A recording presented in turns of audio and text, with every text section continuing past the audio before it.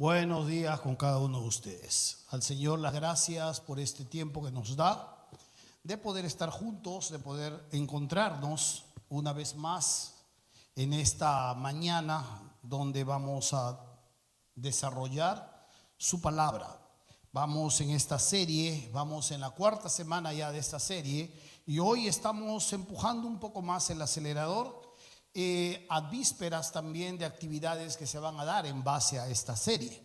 Es un giro de la iglesia, no para la próxima serie, sino para los próximos 10 años. Esto viene no para ser una parte de un programa, sino viene para quedarse. Entonces, es parte de lo que la palabra del Señor nos enseña, es parte de la visión que Dios da a nuestras vidas como iglesia local aquí en este lugar de Puente Piedra.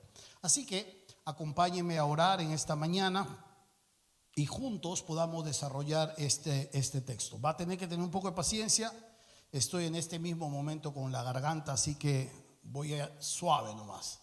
Si no grito, no es que no estoy en el espíritu, estoy con lo mal de la garganta. ¿Está bien o no? Muy bien, suave nomás vamos a hablar. Oramos. Padre nuestro que estás en los cielos, santificado sea tu nombre, Señor. Venga tu reino. Hágase tu voluntad, Padre, así como se hace en los cielos, hágase también aquí en la tierra. Padre nuestro, tú eres bueno, grande, benigno, inexplicable, Señor. Nosotros que te conocemos cada día vamos profundizando más en tus afectos, en tus verdades y no logramos atraparte. Queremos ver la bendición de dónde viene, descifrar la respuesta y no logramos atraparte. Eres un Dios que se esconde y un Dios que se revela. Eres un Dios que se da a conocer en medio de las diferentes circunstancias que vivimos. Gracias por ser cercano. Oramos para que limpies nuestras ofensas y nuestros pecados. Son muchos. Oramos para que nos instruyas en este día. Y oramos para que nos des mayor profundidad, no solo en nuestro espíritu, sino también en nuestro intelecto. Permítenos tener el corazón humilde, Señor, y haz en nosotros lo que has de hacer para parecernos más a Jesús. Ruego todo esto, Padre, siempre a través de Cristo tu Hijo. Amén. El día de hoy vamos a desarrollar este cuarto tema. Iniciamos la semana pasada este giro en Juan capítulo 17. Y queremos en este día pues tocar un poco más acerca de ello. Vamos a ahondar un poco más, nos queda una semana más y vamos a terminar esta idea en cuanto al mandato cultural. La Biblia nos narra claramente en un principio algo que se conoce como la misión olvidada en esta serie, donde Dios en el huerto del Edén le da las directrices necesarias a Adán y a Eva. Fructificad, multiplicaos, llenad la tierra y sojuzgadla y señoread en los peces del mar, las aves de los cielos y en todas las bestias que se arrastran sobre la tierra. Esta es la verdad que se nos da en el principio. Esto es antes de la caída y Dios le otorga al hombre esta capacidad de ser un corregente de lo que Él ha creado. El hombre, imagen visible suya en el huerto, ahora tiene la capacidad de explorar, tiene la capacidad de profundizar, tiene la capacidad de comprender muchos de los misterios que es puesto bajo sus pies. Esta es la capacidad que le da al hombre no solamente de administrar y de potenciar, sino de llevarla a un nuevo nivel la creación. Es por eso que usted va a poder entender un poco en estos tiempos la computación cuántica o la creación de la inteligencia artificial y muchas cosas más que van a venir dentro de esta realidad que el hombre tiene. Sea creyente o no sea creyente, tiene la capacidad de poder adentrarse en los misterios de la creación y poder sacar de ahí la enseñanza y potenciarlo a mucho más. La verdad que se nos da aquí en este mandato cultural es que esto se depreda, esto se echa a perder. Con la caída, la entrada del pecado, el hombre no solo crea cosas buenas, también puede crear armas de destrucción masiva, puede raer la tierra, puede infectar con diferentes armamento químico también, o puede depredar, terminar por raer una especie. El hombre no solo tiene la capacidad de crear y de administrar, sino también tiene esa capacidad de poder llevar a cabo estas situaciones que ponen en peligro a la misma humanidad. Cuando estamos viendo esta serie, también tenemos que preguntarnos claramente la tensión constante que vive la iglesia frente a un mundo al cual tiene que permanecer, al cual tiene que permanecer, porque allí nos ha puesto el Señor. La respuesta a todo ello no es huir. La respuesta a todo ello no es aislarnos. La respuesta no es levantar muros para protegernos de lo que nos circuncida, de lo que nos está rodeando, sino al contrario, tenemos que tomar la identidad que Dios nos ha dado, comprender claramente lo que Dios ha puesto en nuestras vidas y retomar este mandato cultural. Cuando nosotros miramos esta verdad ahora en Cristo Jesús, no solamente tomamos o retomamos este mandato, sino también tenemos una mayor capacidad al tener el Espíritu Santo y al tener su palabra. Esto nos permite no solamente transformar nuestra cultura, sino también alcanzar y perfeccionar ciudadanos para el reino de los cielos. Entonces es mucho más. Esto que empieza en un huerto terminará en una nueva ciudad, una ciudad celestial, la Nueva Jerusalén. Y esto es lo que nosotros queremos desarrollar ahora. Muchas veces se ha malentendido en cuanto a la identidad del Hijo de Dios. Pero vamos a ver dos ejemplos muy claros hoy día. Uno de ellos está en Jeremías capítulo 29, que ya debemos ir buscando. Y el otro está en el archiconocido versículo del capítulo 5, del 13 al 16, que tiene que ver con Mateo. Mateo, allí la sal y la luz de la tierra.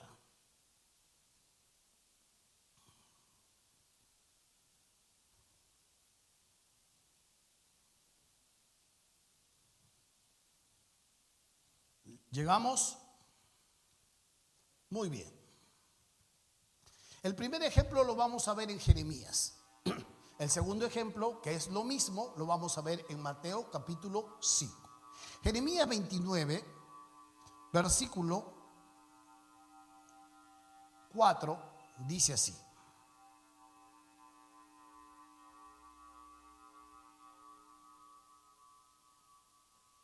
Así ha dicho Jehová de los ejércitos, Dios de Israel, a todos los de la cautividad que hice transportar de Jerusalén a Babilonia.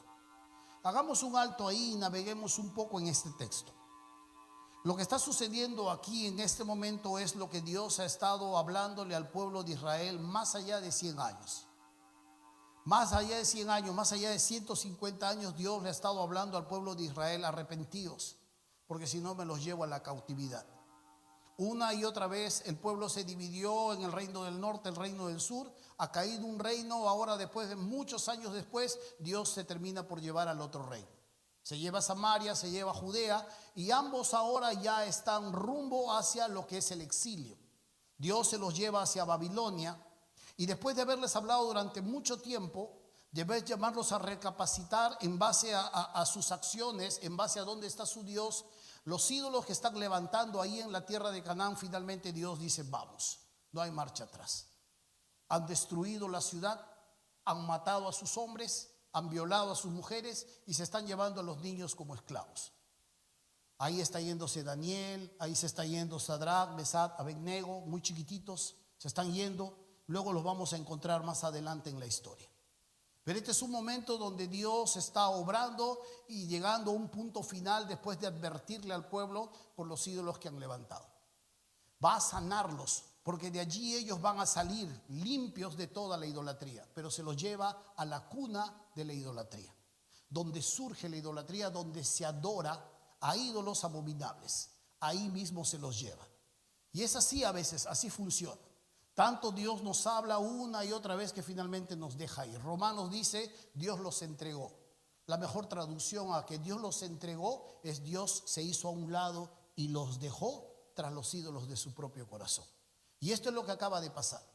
Ahora Dios los lleva, pero le permite también a Jeremías ir con el pueblo.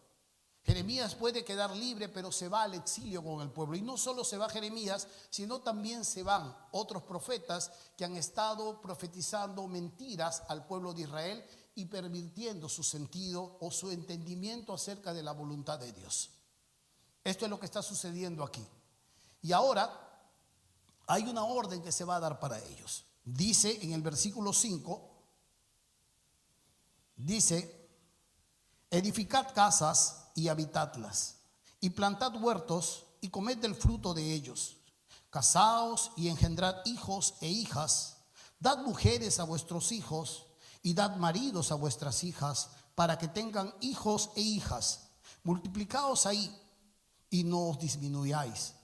Y procurad la paz de la ciudad a la cual os hice transportar, y rogad por ella a Jehová, porque en su paz tendréis vosotros paz. Los profetas que han ido al exilio juntamente con Jeremías están profetizando una mentira. Esto es breve, esto es pasajero. Pero Jeremías recibe revelación de Dios y le dice: no, esto será permanente. No vamos a ir y salir rápidamente, nos vamos a quedar ahí. Y una de las cosas que podemos empezar a ver rápidamente es que Dios les manda a edificar casas. Dios les manda a que sus hijos contraigan matrimonio, se reproduzcan. Dios les manda a que planten huertos. Dios les manda a que busquen la paz de Dios en la oración.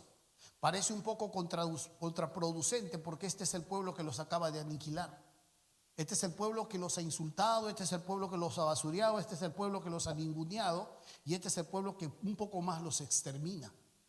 Y ahora se los está llevando prisioneros. En las estrategias de Babilonia era cambiar a las poblaciones, para que más adelante la población que se queda ahí no se vuelva a levantar. Los cambiaba, los movía. Es por eso que en los samaritanos llegó otro tipo de población con una religión mucho más confusa y pervertida, y los samaritanos eran por eso odiados a veces por los judíos, porque les mezclaban los dioses, y era para asegurar que más adelante no hubieran rebeliones. Y ahora Dios les está diciendo: se van a quedar ahí, van a permanecer ahí por un buen tiempo. Pareciera que Dios en este momento está haciendo la herida y dentro de poco nos va a sanar. No, no los voy a sanar. Van a quedarse a vivir en ese lugar y van a tener que desarrollarse en ese lugar. Y les dice algo más: oren por ellos. Oren por ellos, porque cuando a ellos les vaya bien, en consecuencia a ustedes también les va a ir bien. Hay un versículo muy importante en el versículo 7, dice: y procurad la paz de la ciudad, a la cual os hice transportar, y rogad por ella, porque en su paz vosotros tendréis paz. Es importante esta palabra paz. Cuando usted mira ahí en Jeremías 29, esta palabra paz se va a repetir hasta 3 veces. Esta palabra paz no solo es ausencia de guerra, es la palabra shalom. Los judíos constantemente se la dedican, se la dan. Y la palabra paz no solamente es algo que no hay conflictos. La palabra paz es mucho más compleja en el hebreo. La palabra paz implica integridad, plenitud, bienestar, armonía o prosperidad bajo los patrones de Dios o bajo las órdenes de Dios. Se nos muestra claramente aquí, en medio de este lugar, que Dios le pide a ellos y que sean agentes activos de que esta paz suceda en la vida de este pueblo. Oren por ellos, pero a su vez también sean agentes de transformación en medio de esta sociedad. Lo que veíamos la semana pasada estudiando un poco acerca de estos Cristos que se dan frente a la cultura, contra la cultura, o el Cristo que transforma la cultura. Aquí está. Es esta ciudad ahora que recibe a inmigrantes, que recibe a personas que son ajenas a ellos, que tienen diferente Dios, pero que ahora son llamados, a pesar de todo lo que han vivido, a ser agentes de transformación en medio de un lugar que les da la espalda. Ellos están tristes. Cuando usted revisa los salmos, los de Babilonia le piden a los judíos: cántanos algo, les dice, toquen algo, cántanos. Y él dice: ¿cómo vamos a cantar? ¿Cómo te vamos a cantar? ¿Cómo vamos a decirle a Dios de esto? Más bien quisiéramos que tus hijos los estrellen en las piedras. Están tristes, están deprimidos, están en un lugar donde son adversos a ellos y donde pareciera que Dios se ha equivocado. Les dice: ahí reproduzcanse, ahí establezcanse, ahí sean luz, ahí oren por ellos, porque cuando a ellos les vaya bien, cuando haya bienestar en ellos, cuando haya prosperidad en ellos, cuando haya plenitud en esta sociedad, Dios también va a darles a ustedes. Aquí es donde necesitamos entender esto y adelantar un poco el tema final de esta serie. Aquí es donde vemos la gracia común frente a la gracia especial. Dios favorece a la humanidad, lo merezca o no lo merezca. Dios dice, hace salir su sol sobre buenos y sobre malos. Dios hace llover sobre los cultivos de justos e injustos. Y Dios aquí está mostrando una verdad en cuanto a su gracia común. Manda a agentes que van a permitir que esa sociedad que está de espaldas a Dios pueda tener orden, pueda entrar en bienestar, pueda crecer, pueda afianzarse. Pero no sabes quiénes son los babilonios, sí, sabemos. Y sabemos de estas potencias y estos imperios que surgieron a lo largo de la historia. Pero lo que no sabemos es el alcance y la magnitud de la sabiduría de Dios, de cómo hace las cosas y de que muchas veces riñe para lo que nosotros llamamos bueno y malo. Muchas veces va en contra o en detrimento de aquello que nosotros llamamos correcto o incorrecto. Y es importante entender esto porque ese shalom que Dios les pide hacer, agentes activos, y pedir a Dios también de rodillas, Dios no les pide más bien que se escondan. Dios no les pide que entren en una guerra de guerrillas urbanas. Dios no les pide que se rebelen, sino Dios les pide más bien que se multipliquen y que busquen de manera activa la paz y la prosperidad en este lugar. Han habido malos entendidos a lo largo de la historia. Los malos entendidos a lo largo de la historia es que muchas veces hemos creído que Dios nos llama a aislarnos del mundo. Dios nos llama a salir del mundo. La semana pasada introducimos un versículo que lo vamos a finalizar el día de hoy. Pero Dios no nos llama a salir del mundo. Pero ojo, tampoco nos llama a que en el mundo asimilemos la cultura del mundo. Ojo, porque este sí era el problema de la iglesia en Roma. Ese famoso capítulo 12 de Romanos donde dice: transformaos en el entendimiento de vuestra mente, dejaos de amoldarse a estos tiempos. Es que la iglesia de Roma sí estaba asimilando la cultura romana. Y la mejor traducción a Romanos capítulo 12 es: dejen de seguir amoldándose a los criterios de este mundo, y si no, más bien transfórmense. Dios no nos llama a moldarnos a los criterios de este mundo. Dios nos llama a sazonar, Dios nos llama a iluminar, Dios nos llama a transformar la sociedad con nuestros criterios, los criterios del Señor. Pero es importante por eso remarcar que ha habido malos entendidos. Antes de Cristo ya estaba Juan el Bautista, aislado del mundo. Antes de Cristo estaban los de Qumran, estaban los esenios que vivían aislados del mundo, no querían. Ellos estaban esperando al rey de justicia que iba a venir a aniquilar la tierra. Todos son pecadores. Y esperaban a ese rey de justicia, esperaban a dos tipos de reyes. Después de Cristo, cuando Cristo ya vino y mandó la gran comisión, surgen los padres del desierto, los malos entendidos a aislarse del mundo. Los cenobitas, comunidades donde se reunían y se apartaban en el siglo III. Cuando ya Cristo parte una vez más a la presencia del Señor y nos envía más bien hacia la sociedad, nos envía más bien hacia el mundo, más bien ellos se entienden al revés. En el siglo V surge un hombre llamado Simeón Estilita.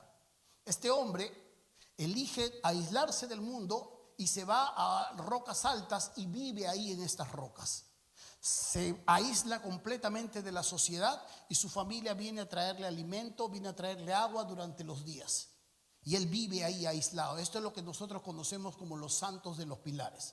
Si usted entra en una iglesia católica, usted va a darse cuenta que hay dentro de la iglesia hay pilares y hay estatuas arriba de todo ello, haciendo honor a los santos de los pilares. Aquellos que se aislaron del mundo y trataron de vivir una vida lejos de la lujuria, del placer, del materialismo, aislándose del mundo. Otro malentendido se vio con los anacoretas. Estas personas se encerraban, se recluían en celdas, en cárceles, voluntariamente para aislarse del mundo en el año 1300 ya aproximadamente. Usted va a seguir avanzando y va a encontrarse con los monasterios, con los monjes, con las monjas.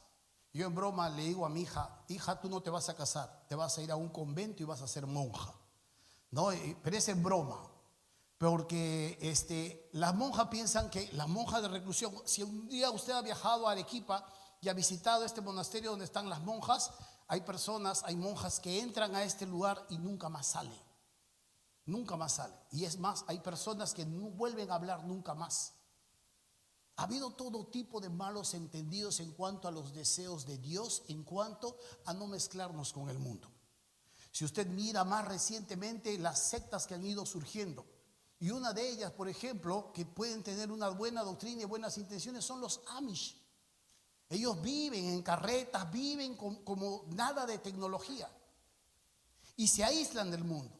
Lo más reciente es el homeschooling, donde los aíslas a tus hijos, donde los educas y donde salen inocentes y caen a la primera. Cuando en realidad tenemos que entrenarlos.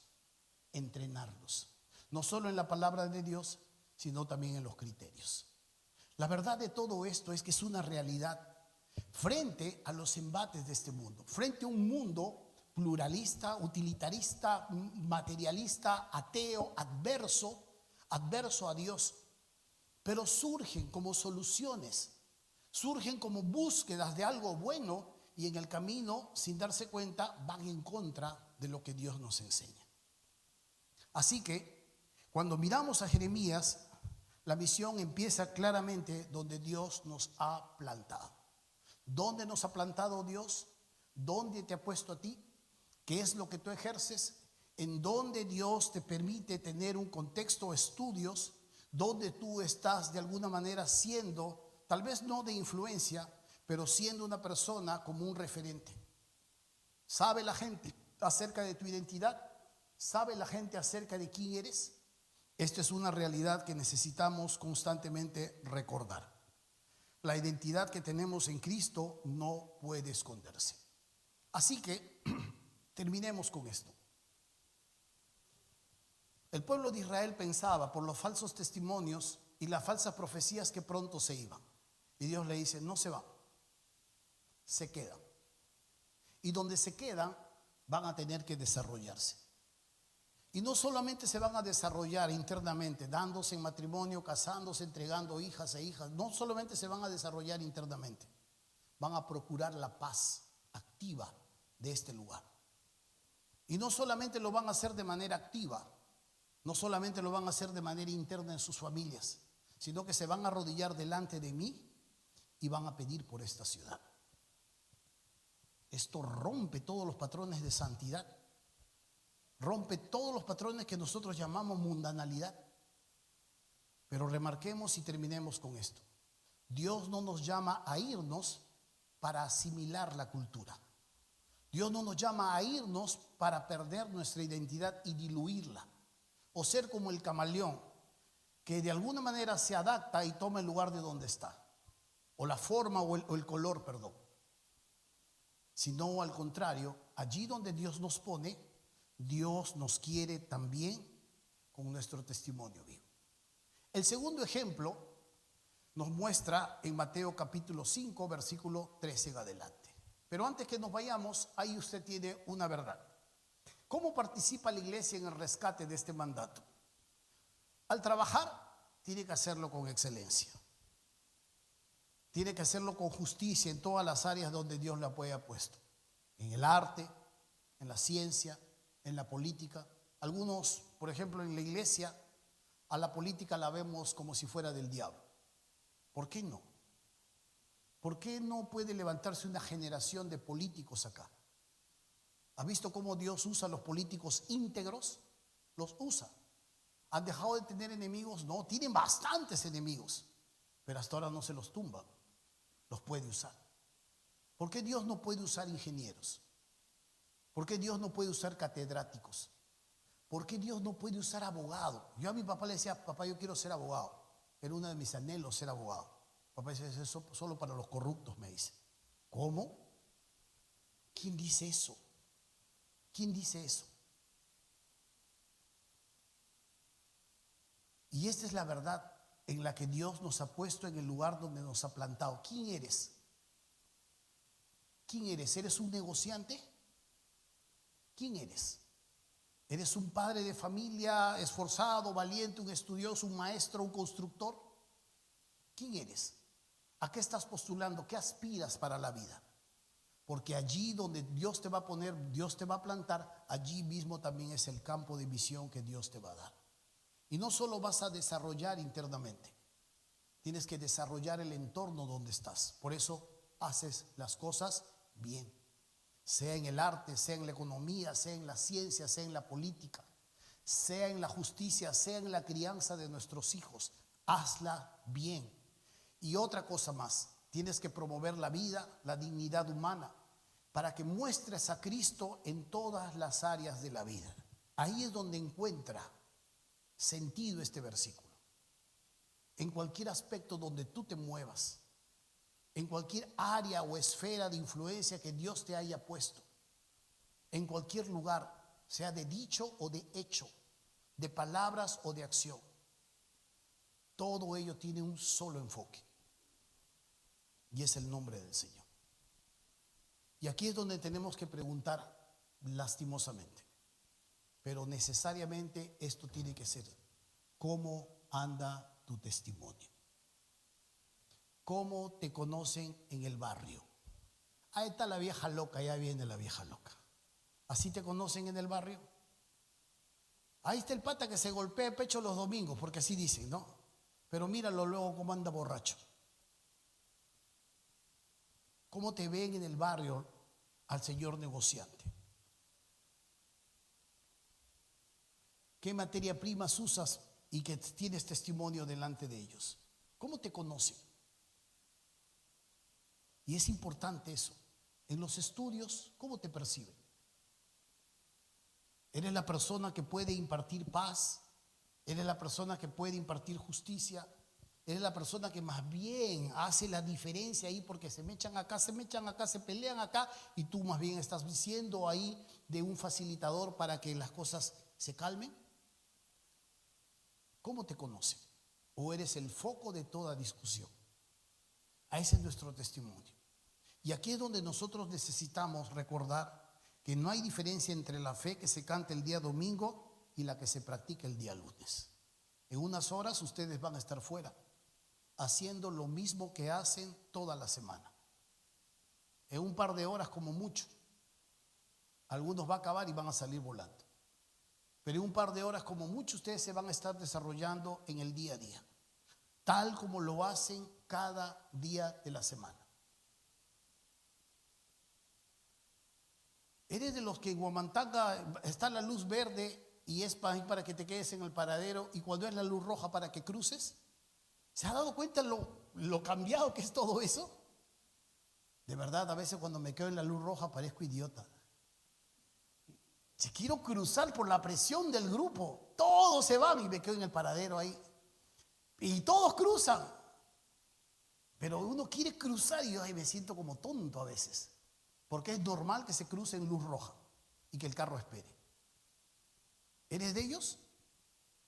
Tenemos que repetirnos primero por ahí. Esa es una verdad. La luz y la sal no se esconden. La luz y la sal hacen una diferencia. Y aquí es donde vamos al segundo versículo. Este segundo versículo nos muestra acerca de Mateo capítulo 5. En Mateo capítulo 5 dice así. Versículo 13 hasta el 16. Dice: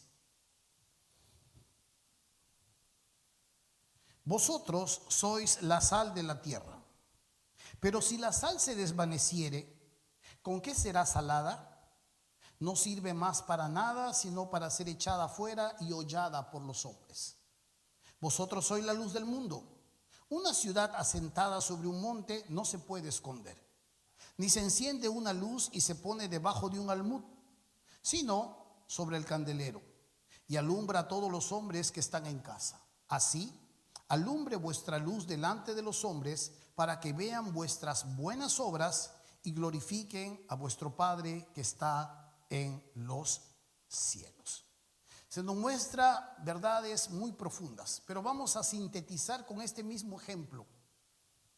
No está hablando eres la luz de la iglesia, ni eres la luz en el ministerio, ni la sal del segmento de niños o de jóvenes o de grupos pequeños, del mundo, del cosmos.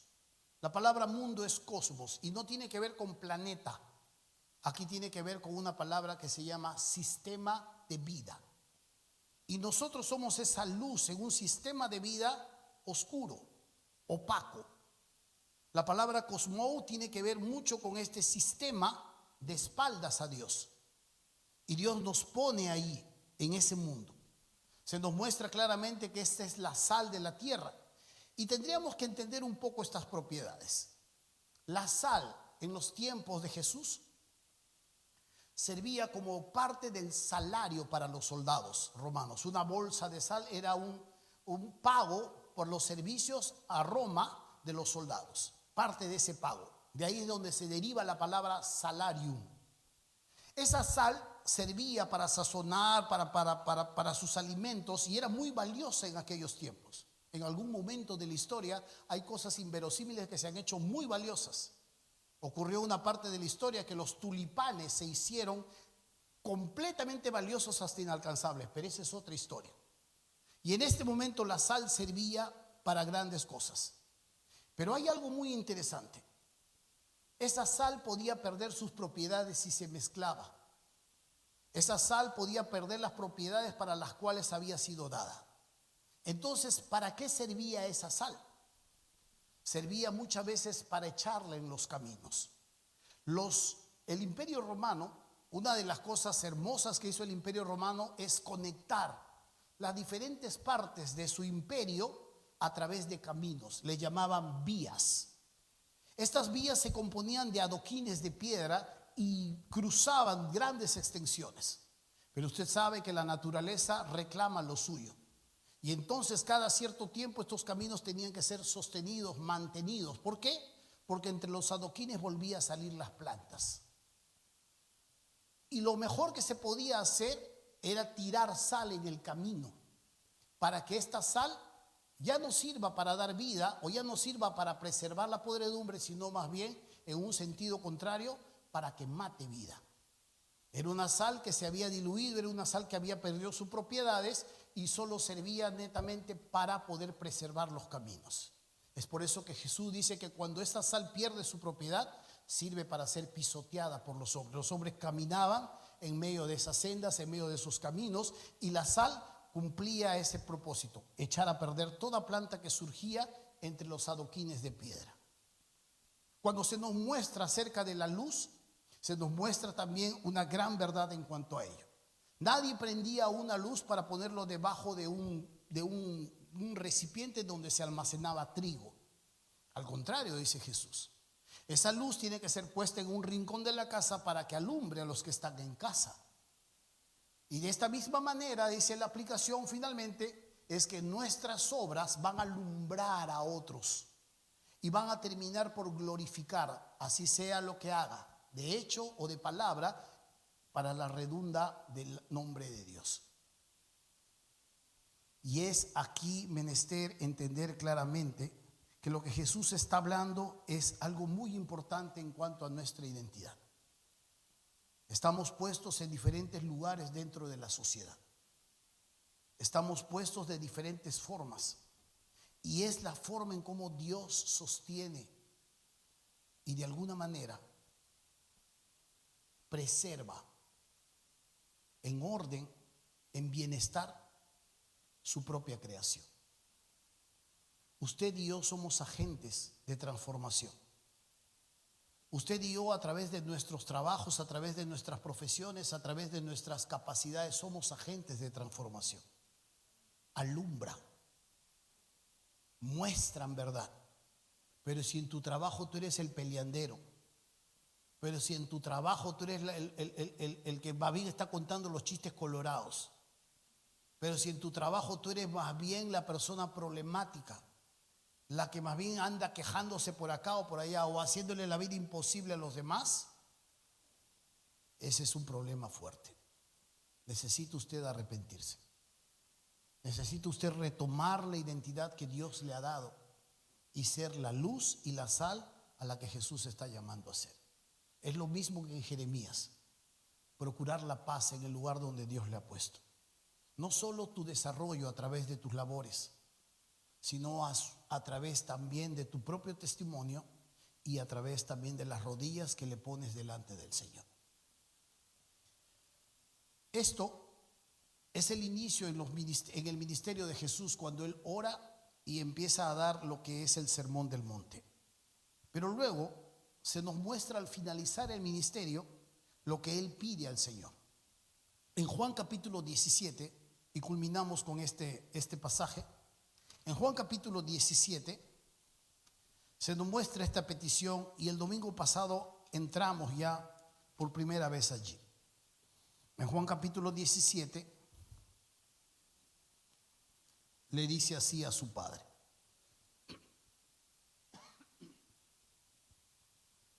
Versículo 9.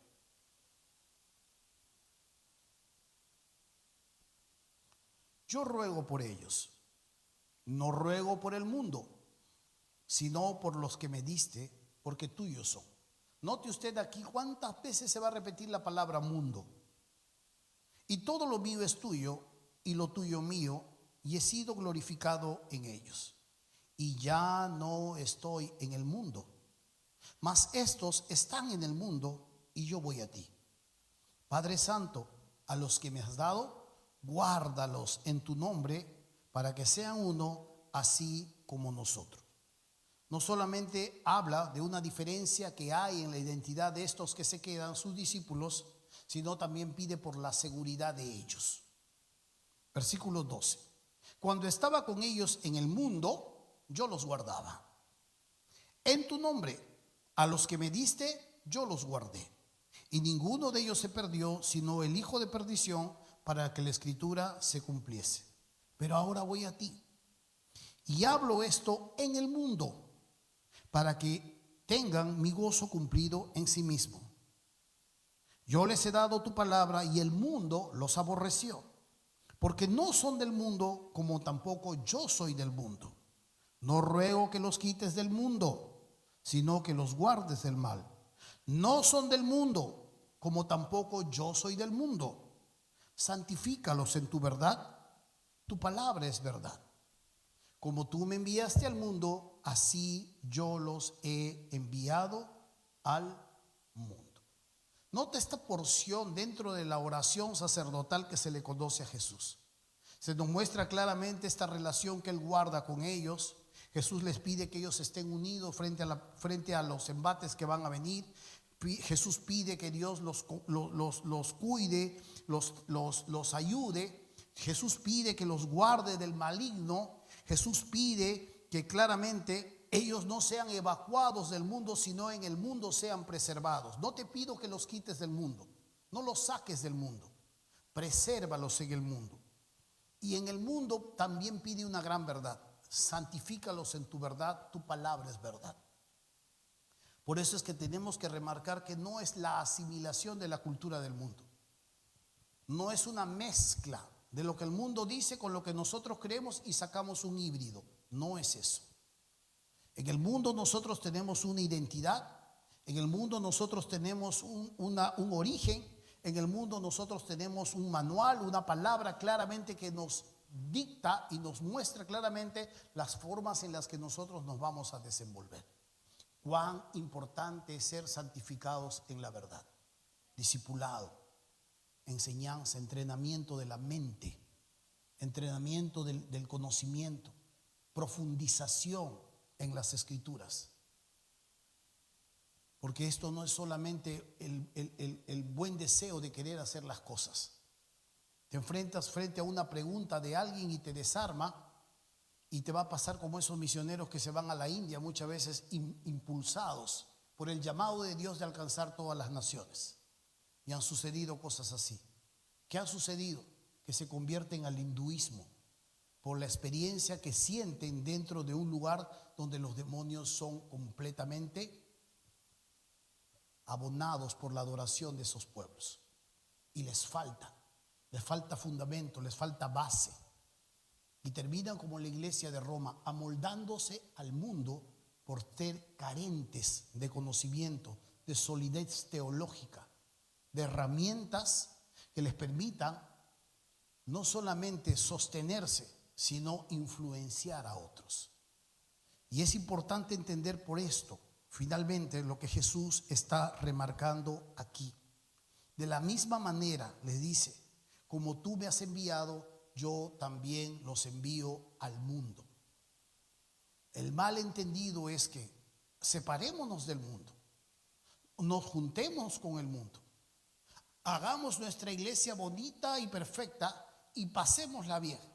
Cantemos bonito, pasémosla chévere y que venga el Señor y nos lleve al cielo. Del cielo nos va a regresar por ser infieles, porque esa no es la idea. Ese es un mal entendido de la identidad de un hijo de Dios. En el mundo nosotros estamos allí y somos puestos para alumbrar. Y en el mundo somos puestos para preservar que esa podredumbre no siga corriendo. La sal no servía para sazonar, por si acaso, en los tiempos de Jesús. No es para sazón, era para preservar de la podredumbre. Y en el mundo estamos ahí puestos. Afina tu profesión, afina el conocimiento que tienes. ¿Tienes un negocio? Crea un proyecto comunitario. Se pueden unir cuántos estudiantes, se pueden unir algunos negociantes. Podemos generar muchas iniciativas. Lastimosamente esto solo lo hemos reducido al 20% del mandato de Jesús. Salir a las calles con un megáfono y hablar de Cristo. O ir a un lugar, tocar puerta por puerta y hablar de Jesús. Está bien eso, pero es solo el 20% de nuestra identidad. Nuestra identidad no es una actividad un fin de semana. Nuestra identidad no es una actividad dentro del próximo mes. Nuestra identidad es en el día a día, momento a momento, conforme vamos yendo. Esa es la identidad. Y esa identidad está armada. Esa identidad está sólida y esa identidad está expectante de no solamente transformar la cultura, sino a su vez también hablar de ese Dios que nos ha llamado, nos ha salvado y nos ha justificado, y que muy prontamente también nos va a glorificar. Amén. Es un desafío. Pronto se van a dar inicio a algunas actividades. Pronto vamos a tener algunas actividades muy conocidas y algunas poco a poco vamos a ir pisando el acelerador. Pero hay algo muy importante que me sucedió en una reunión con todos los grupos pastorales que están en esta iglesia. Entre la planificación y entre los objetivos y entre el medio plazo y el largo plazo y entre todas las cosas que estábamos hablando, uno de los varones dijo: ¿sabe lo que necesitamos? No, ¿qué necesitamos? Un plan más, un objetivo más. Necesitamos buscar a Dios. Necesitamos doblar nuestras rodillas y orar y ayunar y buscar el favor de Dios por estas personas a las que pretendemos ir. Y eso es cierto. Dios en este mismo momento, yo sé que el Espíritu Santo me traspasó y me cortó en 4. Metas, planificación y todo lo demás se quedó a un lado cuando dije cierto. Si así empezamos nuestra primera visión, ayunando, doblando rodillas y clamando al Señor, después nos hacemos profesionales. Profesionales de la iglesia, profesionales del Evangelio. Tenemos que buscar nuevamente las raíces. Pronto vamos a convocar un ayuno y oración. Amén. Amén. Los quiero ver, han dicho amén en mancha. No vayas a ser como ese hermano que ayuna desde las 12 de la noche hasta las 5 de la mañana. Ese no es ayuno, está durmiendo. Pero él ayuna, dice: yo ayuno. ¿Qué ayuno? Está durmiendo, le digo. Y además estará soñando con comida también. Entonces, hermanos míos, necesitamos ir a las raíces una vez más. Necesitamos una vez más redescubrir lo que Dios quiere para este lugar. Aquí nos ha plantado el Señor. Aquí nos ha puesto. Y usted y yo conocemos mucha problemática. Desde niños hay muchos proyectos que se vienen. Hay hogares de acogida. Niños que de pronto no tienen ni siquiera quien los pueda ver. Y que luego salen a los 18 años con el Estado y en la puerta les está esperando los tratantes de la carne humana para llevárselos a prostituir a otros lugares. Los podemos acoger momentáneamente mientras escogen a sus padres. hay orfanatorios, hay ancianos, hay lugares donde podemos hacer buenas obras, cambiarle la eternidad a otras personas de manera práctica. Yo vivo a media cuadra de la plaza. Desde las 10 de la mañana empiezan los megáfonos. Puente Piedra, yo lo puedo decir delante del Señor, no es carente de evangelización en las plazas. En la última evangelización es a las 11:30 de la noche y yo ya quiero dormir. Y ahí cantan sus coros y tienen sus megáfonos y están predicando el evangelio desde la mañana hasta la noche. Necesitan hechos concretos. Y una de las cosas que estos hechos concretos también donde Dios nos va a llevar a crecer, y es mi oración para conmigo y para con ustedes, es crecer en amor. Porque si no lo vamos a hacer mecánicamente, sin amarlos. Y vamos a hacer como metal que resuena, que hace ruido, pero que no tiene un sonido cierto de por qué lo está haciendo. Amén. Dios nos dé la sabiduría, la unidad. Necesitamos estar unidos, porque el diablo también va a empezar a prepararse. Necesitamos estar unidos.